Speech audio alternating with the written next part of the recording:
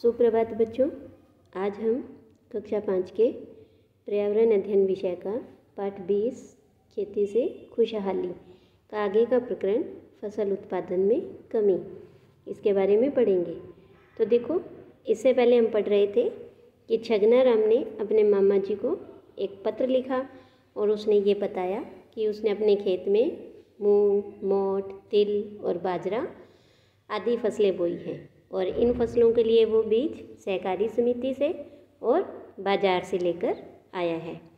फिर हमने देखा कि खेती के लिए कई प्रकार के काम करने पड़ते हैं, जैसे बिजाई है, जुताई है, खुदाई है और फसल कटाई है, सिंचाई है। इस तरह से कई कार्य हैं वो खेती में करने पड़ते हैं और इन कार्यों को करने के लिए किसान पशुओं के द्वारा भी खेती करता है, पशुओं को उपयोग में लेता है और इसके साथ साथ कुछ औजारों का और कुछ उपकरणों का भी वो उपयोग करता है।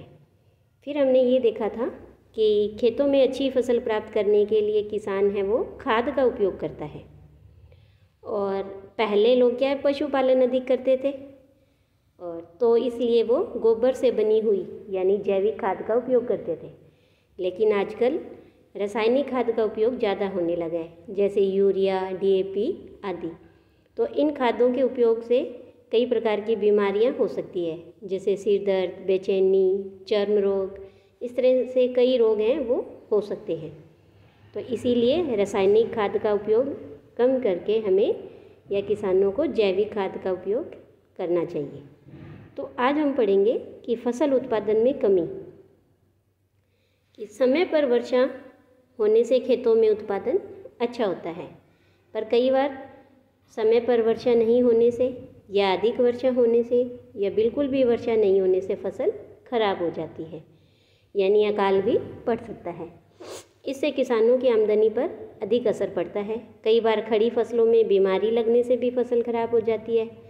किसान जितनी राशि खेती हेतु व्यय करता है उतना पैसा भी उसे कई बार नहीं मिल पाता है, यानी उसने बीज खरीदने में, उपकरण खरीदने में, औजार खरीदने में जितना पैसा लगाया था, जितनी राशि व्यय की, उसे उसकी भरपाई भी नहीं हो पाती।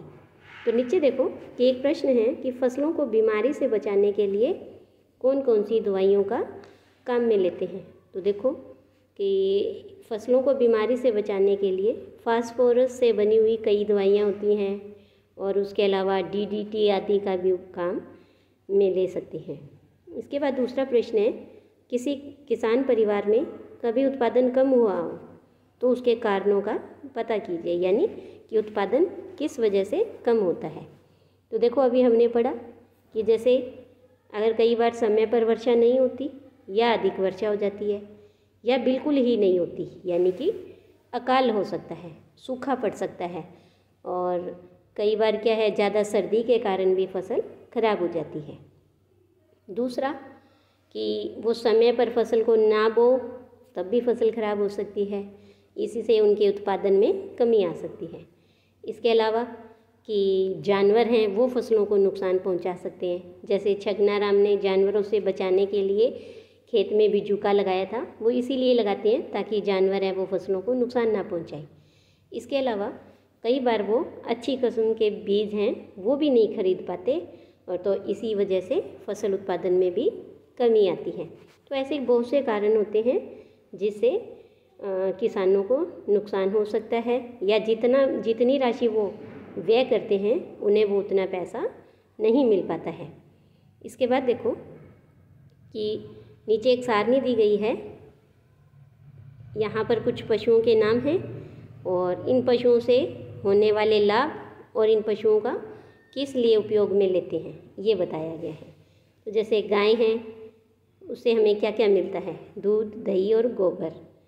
तो जैसे दूध और दही से वो हमारे भोजन के रूप में हम उपयोग करते हैं और गोबर से खाद बनाई जाती है। तो ऐसे ही और नीचे कई पशुओं के नाम दिए हैं, तो हम इन्हीं के ऊपर चर्चा करते हैं। जैसे भैंस, तो इससे भी हमें दूध, दही और गोबर ही मिलता है और ये भी दूध और दही ये हमारे भोजन के रूप में उपयोग होते हैं और गोबर को खाद बनाने के लिए उपयोग में किया जाता है। बकरी का भी ऐसे ही है कि दूध, दही और गोबर और ये भी ऐसे ही है कि खाने के रूप में उसका दूध और दही का उपयोग करते हैं, और जो बकरी की मींगनी होती है वो खाद बनाने में काम आती है। इसके बाद है कि भेड़। तो देखो, भेड़ से हमें दूध मिलता है, ऊन मिलती है और वही मींगनी भी होती है।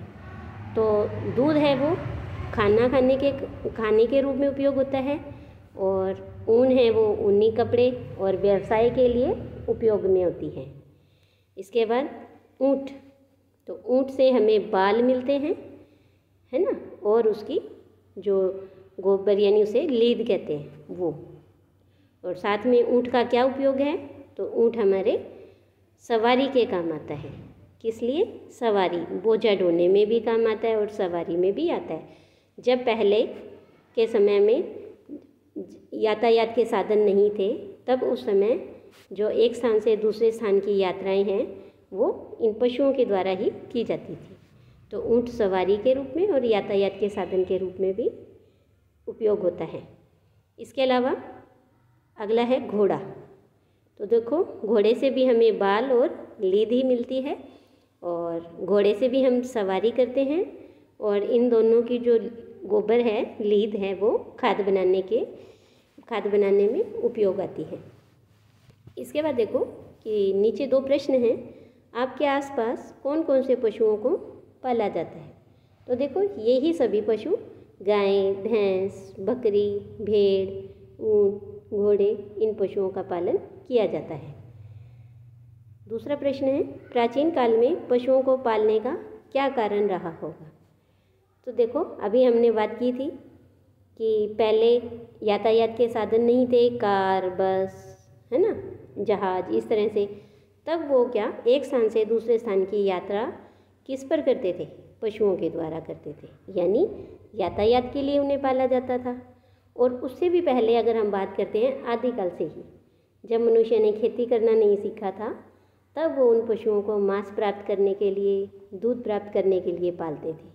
फिर धीरे धीरे उसने खेती करना सीखा और फिर पशुओं के द्वारा वो खेती भी करने लगे। इसके बाद देखिए आगे,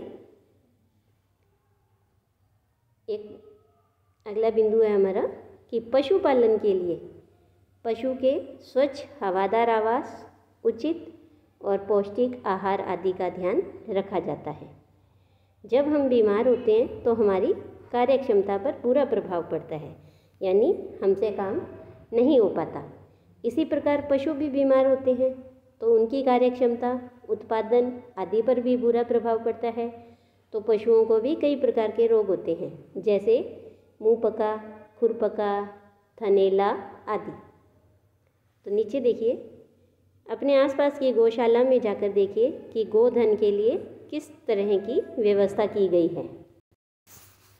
तो देखिए, हमारे आसपास जो गौशाला होती है वहाँ पर गायों के रहने के लिए, उनके खाने पीने के लिए कई प्रकार की व्यवस्थाएं की जाती हैं। गायों को हरा चारा, चोकर और भूसा खिलाया जाता है। और अगर कभी वो बीमार होते हैं तो उनकी देखभाल के लिए एक पशु चिकित्सक हमेशा गौशाला में वो रहता है। तो और गौशाला को चलाने के लिए धन की व्यवस्था भी आवश्यक होती है। तो इसके लिए क्या करते हैं कि जो दानदाता हैं, सामाजिक लोग हैं, वो चंदा भी इकट्ठा करते हैं, और गौधन के लिए सरकारी धन भी गौशालाओं को प्रदान किया जाता है। इसके बाद देखिए, एक प्रश्न और है, पशुओं को रोग होने पर पशुपालक क्या करते हैं?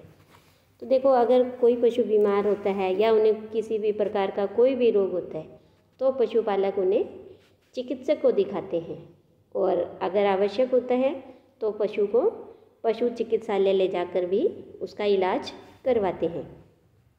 इसके बाद देखिए, आपको यहाँ ये चित्र दिखाई दे रहा है, और ये है गौशाला का, कि कैसे इसमें गायें हैं वो चारा खा रही है। नीचे देखो, आजकल कुछ लोग खाने पीने की वस्तुओं और उसके कचरे को प्लास्टिक की थैली में डालकर फेंक देते हैं, और पशु उन्हें खा लेते हैं, जो कि पशुओं के पेट में जाकर ये थैलियाँ जमा हो जाती है, जिससे उनकी आंतें रुक जाती हैं और वे मर जाते हैं। आपको याद होगा, हमने पिछली कक्षा में भी यही बात पढ़ी थी कि प्लास्टिक का उपयोग है वो कम से कम होना चाहिए। इसके बाद देखिए कि पशुओं का उपयोग व्यवसाय के रूप में यानी पशुओं के द्वारा व्यवसाय भी किया जाता है। कैसे कि अनेक लोग पशुपालन को व्यवसाय के रूप में अपनाते हैं। जैसे दुधारू पशुओं को पालकर दूध बेचने का व्यवसाय होता है, जिसे डेयरी व्यवसाय कहते हैं। घोड़े पालने वाले वो अनेक व्यवसाय करते हैं, जैसे तांगा चलाना, घुड़दौड़ में भाग लेना, खेलों के लिए घोड़े उपलब्ध करवाना, शादी में दूल्हे दुल्हन के लिए भी घोड़े उपलब्ध करवाना आदि। नीचे देखो 2 चित्र दिखाई दे रहे हैं आपको कि इसमें से जैसे पशुओं से दूध निकाला जा रहा है, फिर इसे वो दूध बेचेंगे, तो ये दूध बेचने का जो काम है वो डेयरी व्यवसाय होता है। और यहाँ पर घुड़दौड़ में घोड़े हैं वो भाग ले रहे हैं। तो नीचे एक प्रश्न है, आपके आसपास पशुपालन द्वारा कौन कौन से व्यवसाय किए जाते हैं? तो देखिए कि पशुपालन के द्वारा खेती तो की ही जाती है, उसके साथ साथ डेयरी व्यवसाय यानी दूध बेचने का काम होता है, मांस उत्पादन का कार्य होता है, ऊन भी उनसे बेची जाती है, और माल को ढोना, सवारी को ढोना, और घुड़दौड़ में भाग लेना, और शादी में दूल्हे दुल्हन के लिए भी घोड़े उपलब्ध करवाने का व्यवसाय किया जाता है। तो इस तरह से हमने देखा कि खेती में पशुओं से बुआई करवाई जाती है, ट्रैक्टर से जुताई होती है, और थ्रेसर से गेहूं के दाने को भूसे के द्वारा अलग कर लिया जाता है। और पशुओं से कई प्रकार के उत्पाद हमें प्राप्त होते हैं, जैसे दूध, दही, गोबर, चमड़ा, ऊन आदि। और खेती के व्यवसाय में अलग अलग काम करने होते हैं, जैसे बिजाई, सिंचाई, जुताई, खुदाई, फसल कटाई आदि। तो इस तरह से यह हमारा अध्याय वो समाप्त होता है। आज के लिए इतना ही। धन्यवाद।